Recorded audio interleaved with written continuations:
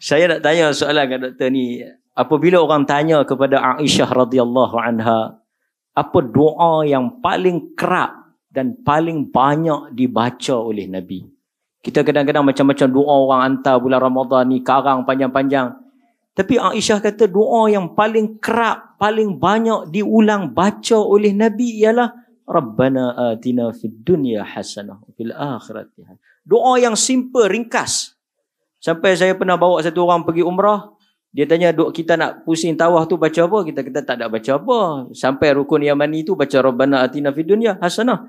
Dia terbaca ni ya. Banyak mahal-mahal takkan takat ni ya. Oh kan. Dia kata kan, dia tu banyak mahal-mahal ajak Rabbana ni saya pun tahu. Orang tak rasa besar dengan doa Nabi. Sedangkan dalam tu ada kebaikan di dunia dan kebaikan di akhirat. Dan mungkin kita dalam dewan ini dapat kebaikan dunia, tapi tak semua orang dapat kebaikan akhirat. Minta doktor ulas sikit dan kita tangguh insya-Allah podcast kita. Kita bukan tarawih tercepat, podcast tercepat. Assalamualaikum warahmatullahi wabarakatuh. Alhamdulillah wassalatu wassalamu ala Rasulillah wa ala alihi wa sahbihi wa man walah. Menghadap ke bawah duli yang teramat mulia Tuanku Raja Muda Perlis, duli yang teramat mulia Tuanku Raja Puan Muda Perlis, seluruh hadirin dan hadirat yang dirahmati oleh Allah Subhanahu wa taala sekalian. Alhamdulillah kita dapat berhimpun pada malam ini. Suara saya ni pun tak apa nak keluar sebab sejuk. Kan? Duduk dalam bilik ni agak sedikit sejuk, tapi alhamdulillah mendengar tazkirah peringatan daripada Sahibus Samaha Datuk Mufti tadi sangat menginsafkan. Begitu juga apa yang diceritakan oleh moderator tadi Ustaz Ahmad, memberikan kita satu semangat yang baru. Allah Subhanahu wa taala memahami dan mengetahui hakikat insan. Insan ini tercipta daripada roh dan jasad. Dan apabila insan ini dilepaskan di dalam dunia, Allah Subhanahu wa taala Maha tahu bahawasanya manusia ini akan terganggu dengan perkara-perkara yang menjauhkan dia daripada jalan yang sebenar. Oleh kerana itulah Nabi SAW menjelaskan hakikat ini dalam sebuah hadis yang sangat masyhur daripada Ibnu Mas'ud radhiyallahu anhu. Nabi SAW buat satu garisan di atas tanah. Nabi buat satu garisan, Nabi kata, hadza sabilullah. Ini jalan Allah yang lurus, Nabi kata. Kemudian Nabi SAW membuat garisan di tepi garisan yang lurus itu, di kiri dan di kanan. Kemudian Nabi SAW menyebutkan, hadhihi subul fi kulli sabilin minha syaitan yad'u ilaih. Dan ini adalah jalan-jalan, Nabi kata. Ni kiri dan kanan ni jalan-jalan daripada, dan di setiap jalan-jalan ni ada syaitan yang mengajak manusia untuk masuk, keluar daripada jalan yang lurus ni, masuk ke jalan yang salah. Oleh kerana itulah dalam Islam ni ada satu bab yang dipanggil sebagai taubat. Taubat ini dalam bahasa literal meaning dia adalah ar-ruju', kembali. Kenapa disebut kembali? Kerana taubat ini ialah hakikatnya kita nak kembali semula ke jalan yang lurus setelah kita terbabas, terkeluar di exit yang salah. Kita kena patah balik. Di mana saja kita tersilap, kita kena patah balik. Dan sesegera mungkin syarak suruh kita patah balik.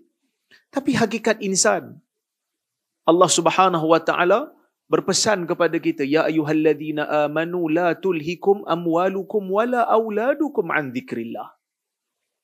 Wahai orang-orang yang beriman, jangan kamu jadikan harta-harta kamu, anak pinak kamu melekakan kamu daripada Allah, daripada mengingati Allah. Sesiapa yang melakukan perkara ini, dia termasuk di kalangan orang-orang yang rugi. Maka sebab itu Allah Subhanahu wa taala menyediakan beberapa pakej ibadah supaya kita kekal berpegang dengan tali Allah, berada di atas jalan itu.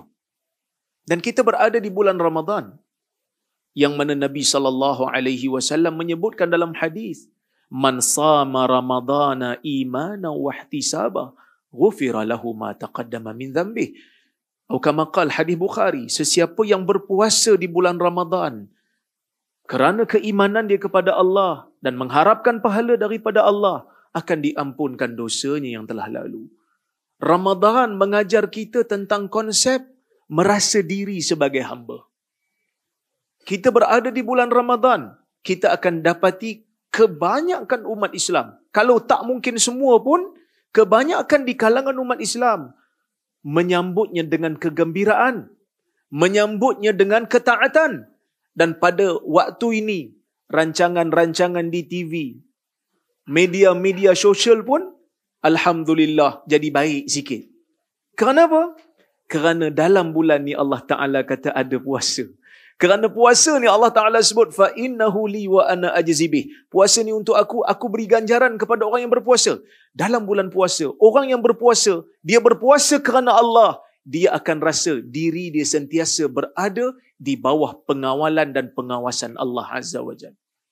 Sebab tu tadi kita duduk kat luar tadi kan, di bawah tadi, dah yang tunggu kat luar, tengok kuih, tengok tamar, tapi tengok jam, belum cukup waktu.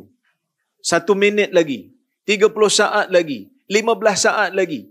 Dia tak ada kata, alah 15 saat kita makan dululah, nanti kalau tunggu waktu sama-sama buka dah habis pula. Kan? Tadi ada yang tak dapat kuih lagi, tengok kuih dah habis. Sebab apa? Sebab masing-masing menunggu saat bila kita dibenarkan untuk berbuka puasa. Tidak ada di dalam dewan ni yang kata, alah tak apalah kita makan dulu, lambat sangat maghrib ni. Kan? Semua pakat menunggu waktu yang sama. Ajar diri untuk berdisiplin supaya kita menjadi hamba yang bertakwa. Sebab tu Allah Ta'ala kata, la'allakum tattaqun. Moga-moga kamu bertakwa. Hidup dalam keadaan diatur oleh Allah Azza wa Jalla. Hidup dalam keadaan diri kita bergantung dengan Allah Azza wa Jalla. Nak buat yang ni, takut puasa terbatal. Nak buat yang ni, takut pahala puasa terganggu. Maka sebab itu, Allah Azza wa Jalla berikan kita dengan ibadah-ibadah. Nak dapatkan keampunan, Nabi SAW kata ni caranya. Selain daripada bertaubat kepada Allah, banyakkan melakukan ibadah. Sebab itu ada satu orang dalam hadis Nabi SAW, dia dah bunuh 100 orang kan. Tuan-tuan pun biasa dengar cerita ni. Kan? Cerita ni dia dah bunuh 100 orang, lepas tu dia nak pergi taubat. Dia pergi tanya dekat Tok Syekh kata, ma yahulu bainahu wa baina taubah? Siapa yang boleh halang antara dia dengan taubat? Pergilah taubat. Tapi Tok Syekh kata apa kata? Bukan hanya sekadar taubat. Kata Tok Syekh yang memberikan fatwa kepada orang yang berdosa ni, dah bunuh 100 orang ni. Intalik ila ardi kadha wa kadha fa inna biha unasan ya'budun Allah fa'budillaha ma'ahum. Kamu pergilah ke bumi sekian-sekian. Di sana ada manusia-manusia yang menyembah Allah. Pergi sembah Allah bersama dengan mereka. Wala tarji' ila ardik fa innaha ardusu. Kamu jangan balik ke bumi kamu, kerana bumi kamu ini bumi yang jahat, bumi yang menghalang kamu dan melekakan kamu daripada menyembah Allah Azza wa Jalla. Jadi, nak dapatkan keampunan, nak rasa diri sebagai hamba, tidak ada jalan lain. Lazimi ibadah. Maka sebab itu Nabi SAW tunjukkan contoh yang terbaik. Nabi SAW solat sehingga bengkak kakinya. Bahkan Nabi SAW menyebutkan, ju'ilat li qurratu aini fi salah. Dijadikan untuk aku salat ini sebagai penyejuk mataku. Rasa nikmat salat, rasa seronok berpuasa. Inilah hakikat insan yang merasa dirinya sebagai hamba. Puasa juga mengajar kita menjadi hamba yang setia kepada Allah Subhanahu wa taala. 30 hari lah kita puasa. Kalau 29 hari, 29 hari. Dia tak ada kata, alamak tak nampak anak bulan belum kelihatan lagi. Tak apalah, kita ambil 29 lah. Alang-alang. Hari 30 kita Syawal. No. Kita setia dengan syariat yang telah Allah Subhanahu wa taala tetapkan ke atas kita, maka insya-Allah kita mengharapkan agar berlalunya Ramadan kita mendapat keampunan daripada Allah Subhanahu wa taala. Terima kasih banyak. Terima kasih tuanku.